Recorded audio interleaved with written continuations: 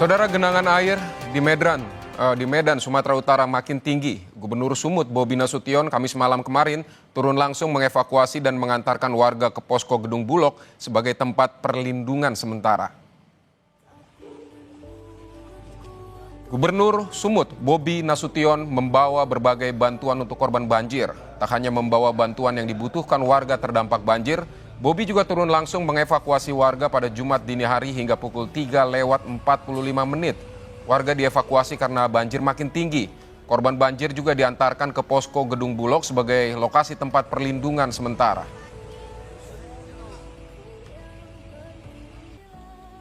Saudara, Wahana Lingkungan Hidup Indonesia, WALHI Sumatera Utara menyoroti maraknya penebangan liar sebagai faktor terjadinya banjir yang menyebabkan Sumatera Utara kehilangan banyak area tangkapan air.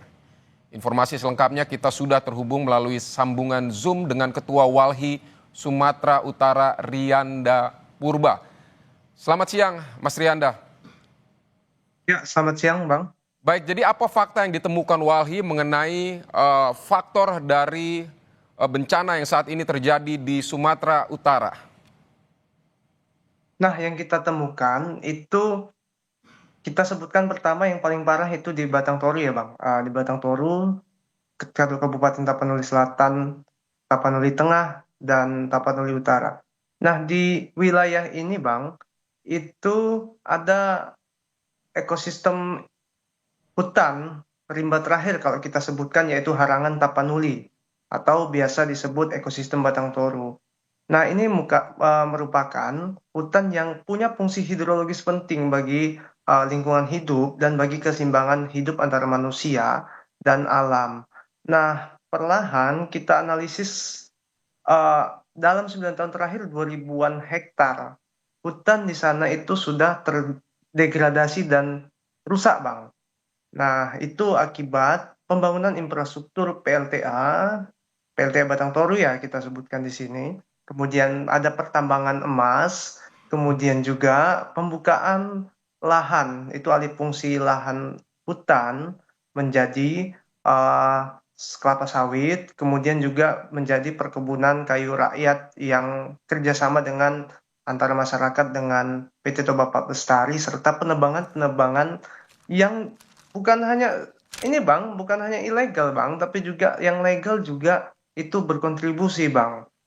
Nah, makanya apa ya, penebangan-penebangan ini juga Bang, karena gini Bang, hutan di wilayah kita sebutkan hutan Tapanuli, Karangan Tapanuli.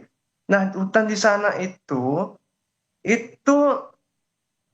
sebagian besar hutan lindung, Bang. Namun memang yang disayangkan juga kita menyayangkan pemerintah di tahun 2014-15 itu mengecilkan kawasan hutannya, Bang. Nah, sementara banyak itu ya mengecilkan dalam arti gini, Bang. Secara status hukumnya itu bukan hutan, tapi secara fakta itu masih hutan alami. Jadi disitulah kemudian masuk pembangunan investasi dan kemudian alih fungsi, Bang. Karena dianggap itu sudah bukan hutan. Baik, dari satu kawasan hutan tersebut sehingga menyebabkan banjir di seluruh Sumatera Utara saat ini, atau seperti apa? Atau ada deforestasi misalnya di kawasan-kawasan lain juga, atau seperti apa? Ya, nah itu salah satunya Bang, yang di wilayah Harangan Tapanuli. Karena 3 kabupaten di Tapanuli Utara, Tengah, dan Selatan itu terdampak. Serta kemudian di lebih selatan lagi Mandailing. Begitu juga Bang, hampir sama bahwa memang proteksi kawasan hutan itu sangat lemah Bang. Karena di beberapa lokasi, kalau kita lihat di Langkat, Sumatera Utara, itu di hulunya adalah wilayah Taman Nasional Gunung Leuser yang juga sudah tutupan hutannya hilang Bang. Itu jelas kita lihat alih fungsinya menjadi banyak perkebunan kelapa sawit. Nah, aspek penegakan hukum terhadap pelaku perambah-perambah ini juga belum pernah dilakukan secara serius gitu.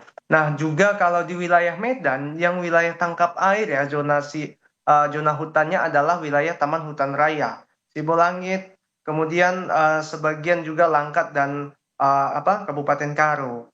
Nah, di situ juga penebangan liar dan alih fungsi lahan itu sangat masif, Bang.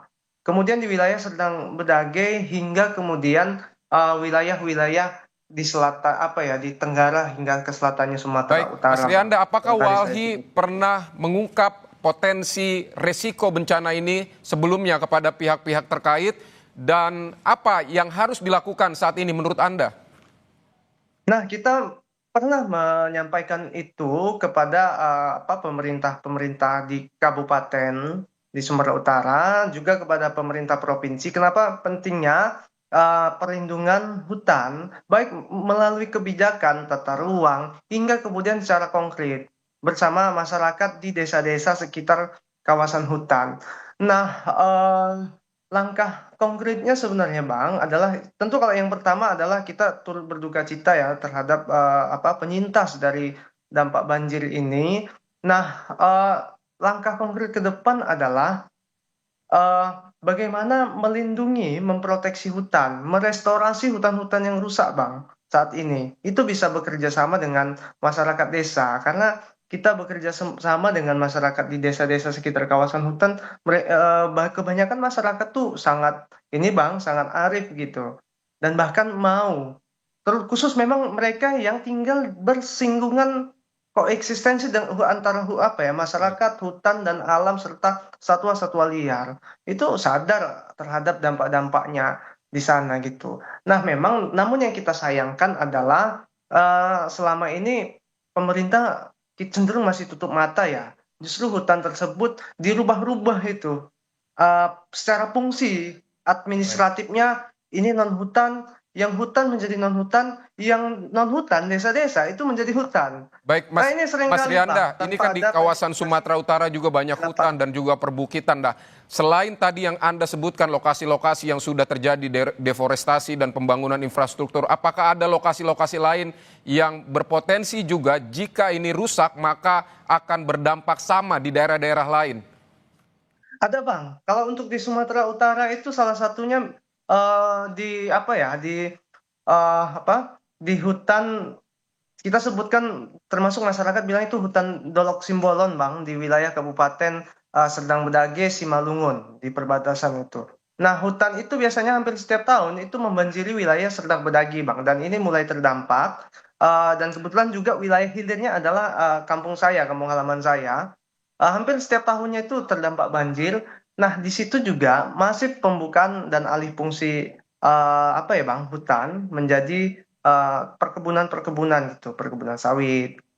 Nah, makanya paling penting adalah proteksi dan penegakan hukum untuk pelaku-pelaku perambah liarnya gitu, Bang. Baik, tapi sebenarnya gini juga, perlu juga memang proteksi hutan itu yang pertama dari kebijakan. Jangan sembarang mengganti hutan alami menjadi non-hutan, dan yang bukan hutan itu ditunjuk jadi Baik. hutan. Di situ masuk investasi. Saat kita sampaikan sampai saat ini pemerintah tutup mata, maka dari itu sekarang bencana ini menunjukkan jalan Baik. kebenaran. Artinya kebohongan selama ini ditutup itu muncul, Oke. dimunculkan oleh alam itu sendiri. Baik, Mas Rianda Purba, Ketua Walhi Sumatera Utara, terima kasih telah menyampaikan pandangannya untuk Kompas Siang.